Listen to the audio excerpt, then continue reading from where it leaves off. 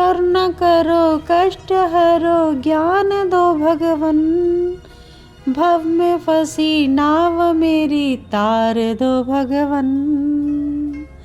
जय श्री कृष्णा आप सभी को। तो हम सब की नाव भव सागर यानी कि इस मनुष्य लोक संसार में फंसी है, तो इससे बाहर निकालने वाला कौन है? भगवान नारायण स्वयं हैं। तो हमें उनसे ही अपनी रिक्वेस्ट करनी है, उनके शरणागत होना है, ताकि प्रभु हमें शरणागति स्वीकार करे और इस भव सागर से हमारी नैया पार कर दे, आवागमन चक्र से मुक्त कर दे। तो इसके लिए हमें प्रयासरत रहना होगा।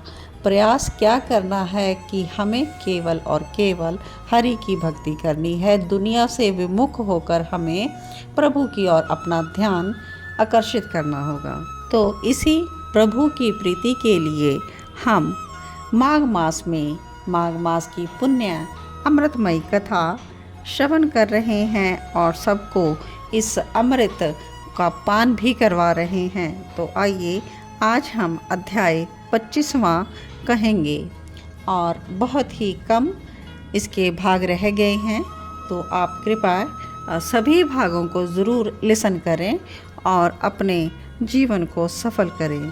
तो अध्याय 24 में हमने श्रवण किया कि किस प्रकार राजा चित्ररथ ने अपनी जो आप बीती बात बताई थी कि किस प्रकार उसने विष्णु भगवान से द्वेष किया था और वह पिशाच योनि को प्राप्त हुआ था नरकों की यात्रा करने के बाद, और लमेश ऋषि के कहने पर वह किस प्रकार से पिशाच की योनि से मुक्त हुआ। यह भी हमने श्रवण किया कि प्रयागराज का स्नान करने से वह पिशाच की देह से मुक्त हो गया था और अब वह पिशाच लमेश ऋषि से कहता है कि केरल देश का ब्राह्मण किस प्रकार से मुक्त हुआ, वह वृत्तांत मुझे सुनाइए। तो इसके आगे की कथा आज हम लिसन करेंगे कि पिशाच की देह से वह ब्राह्मण किस प्रकार से मुक्त हुआ। तो देवद्युति कह रहे हैं कि पिशाच केरल देश में वसु नाम वाला एक वेद और वेदांत का पारंगत ब्राह्मण रहता था। उसके बंधुओं ने उसे भूमि छीन ली और वह जिससे कि अति निर्धन और दुखी होकर अपनी जन्मभूमि त्याग कर देश देश में घूमता किसी व्याधि से ग्रस्त हो गया और अंत में क्षुधा से पीड़ित वह विंध्या पर्वत पर जाकर मृत्यु को प्राप्त हुआ। उसका कोई संबंधी ना होने के कारण उसकी जो अंत की जो क्रियाएं होती हैं ना, वह दाह क्रिया नहीं हो सकी। तो इस प्रकार क्रिया के लोप होने से निर्जन वन में पर्वत की गुफाओं में वह प्रेत होकर चिरकाल तक वास करता रहा। शीत ताप भूख प्यास से पीड़ित वह पिशाच हाहाकार करके रोता हुआ वायु के रूप में इधर उधर घूमता रहता था और उसको कभी भी सुख शांति नहीं मिलती। वह अपने कर्म फल को भोगता ही रहता। जो लोग हवन गोविंद का पूजन आत्मविद्या का अभ्यास नहीं करते और तीर्थों से विमुख रहते, जो दीन दुखियों को स्वर्ण वस्त्र और फल जल नहीं देते, वे कर्महीन हो जाते हैं। और जो ठग चोर होते हैं वह बाल वृद्ध आतुर स्त्रियों पर निर्दयता करके उनका धन हन करते हैं, वे अवश्य ही त्याग करने योग्य हैं। आग लगाने, विष देने, झूठी गवाही देने, माता पिता बहन संतान, अपनी स्त्री स्वामी तथा शरणागत का त्याग करने वाले लोभी नास्तिक, दूसरों के गुरु देवता और वेद मार्ग का जो निंदा करते हैं उनका भी त्याग करना चाहिए। गो और भूमि के चोर, परद्रोही, प्राणियों की हिंसा करने वाले, इन सभी को संसार में बारंबार लाखों योनियों में जन्म लेने से दुखदायी फल मिलते हैं। प्रेत, राक्षस, पिशाच और कुटिल चाल चलने वाले वृक्ष योनि में जन्म लेते हैं। इनको इस लोक तथा परलोक में लेश मात्र भी सुख प्राप्त नहीं होता। तो इस प्रकार केरल के ब्राह्मण ने धर्म का उपदेश सुना और पर्वत पर काफ़ी समय तक अपना समय व्यतीत किया। तो एक दिन एक पथिक जो कि 2 गागर में अपना त्रिवेणी का जल भर के ले जा रहा था, भगवान का पुनीत श्लोक गुणगान करते हुए तो मार्ग रोककर उसको अपना रूप दिखलाया और कहा कि हे पथिक, तुम मुझसे डरो मत, मैं तुम्हारी गगरी से थोड़ा सा जल चाहता हूँ। यदि तुम मुझे पानी नहीं पिलाओगे तो निश्चित ही तुम्हारे प्राण जाएंगे। देवद्युति कहते हैं कि प्रेत का ऐसा वचन सुनकर उस राहगीर ने आश्चर्य से पूछा, दुखों से दुखी, दुर्बल, मुरझाए हुए नगन शरीर मगर जीने की इच्छुक, कुरूप, भयानक, नील वर्ण, चंचल नेत्र वाले तुम कौन हो जो पैरों से पृथ्वी का स्पर्श नहीं करते? तुम्हारी बाहें तथा उदर भी मांस से रहित हैं। लम्हेश ऋषि बोले कि ऐसा वचन सुनकर प्रेत कहता है कि हे धर्मनिष्ठ, मेरा ऐसा होने का कारण सुनो।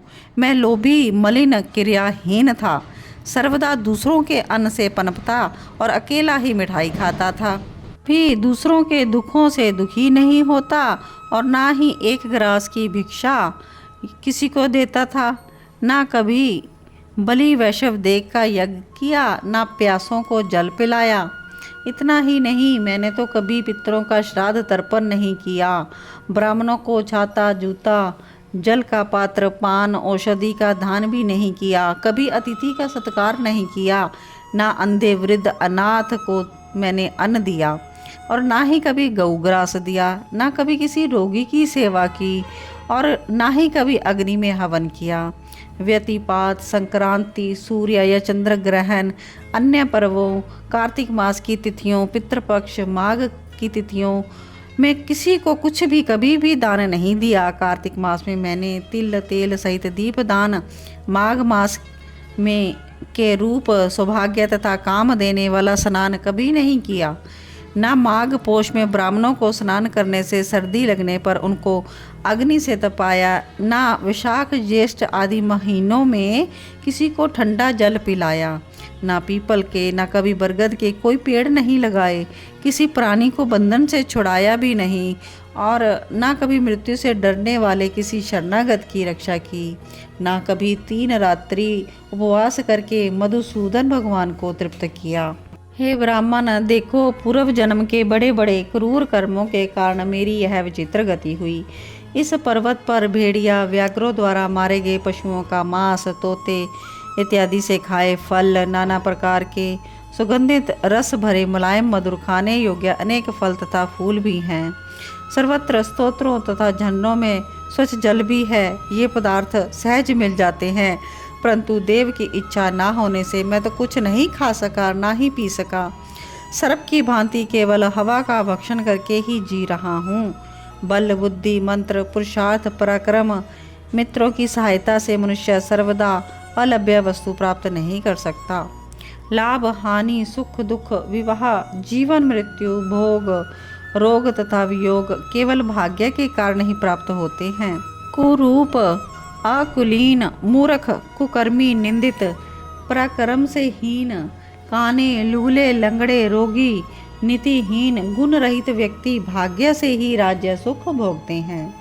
जिन्होंने तिल, गाय, स्वर्ण, घर और 8 वर्ष की कन्या, पृथ्वी, छैया, आसन, तांबूल, मंदिर, धन, चंदन, इस प्रकार वन मार्ग पर्वत के अगले भाग में जो भक्ति में लीन रहते हैं और अच्छी वस्तुओं का दान करते हैं, ग्राम अथवा नगर में ऐसे भाग्यशाली पुरुषों के लिए भोग पदार्थ आगे आगे रहते हैं, उन्हें सहज ही प्राप्त हो जाते हैं। इस पर्वत पर मुझसे भी अधिक बलवान पिशाच, भयंकर राक्षस हैं, जो कहीं भी वन में घूमते हुए अपने कर्म के अनुसार अन्न जल प्राप्त करते हैं, परंतु आपको उनसे भयभीत नहीं होना, क्योंकि धर्मात्मा पुरुषों को भगवान पवित्रता से उनकी रक्षा करते हैं, उनको कोई भी पीड़ा नहीं दे सकता। ग्रह, नक्षत्र, देवगण पवित्रता की सर्वदा रक्षा करते हैं। ये राक्षस आप जैसे भगवत भक्त को देख भी नहीं सकते। जो लोग नारायण की भक्ति में लीन रहते हैं, उनको राक्षस, भूत प्रेत, पूतना, बेताल, गंधर्व, डाकनी, शाकनी, इस प्रकार के दूसरे दुष्ट जंतु आंख उठाकर नहीं देख सकते, ना ही छू सकते हैं। हे ब्राह्मण, इस प्रकार मैं अपने कर्मों का फल यहाँ भोग रहा हूँ। ऐसा सोचकर मैं किसी प्रकार का शोक नहीं करता। एक बार जम्बालनी नदी के किनारे पर घूमते हुए मैंने सारस से कहे हुए वचनों को सुना था। तो जो सारस के ऐसे क्या वचन थे, तो यह पथिक सुनना चाहता है और यह हम अध्याय 26 में ही कहेंगे। और माघ मास की कथा जो है बहुत ही कम रह गई है और एकादशी भी आने वाली है। तो एकादशी से यह माघ मास बहुत ही कम दिन का रह जाता है। तो आप सभी प्रभु की भक्ति में लीन रहें। तो 3 दिन और 3 रात्रि का जो मधुसूदन का अच्छे से जप करने का नियम है, यह एकादशी से स्टार्ट हो जाता है। तो आप सभी भगवान की भक्ति एकादशी रात्रि जागरण ज़रूर करें। आप सभी की मनोकामनाएं भगवान श्री हरि ज़रूर पूर्ण करेंगे। तो आज के अध्याय यहाँ पर हम विश्राम लेते हैं। जय जय श्री राधे।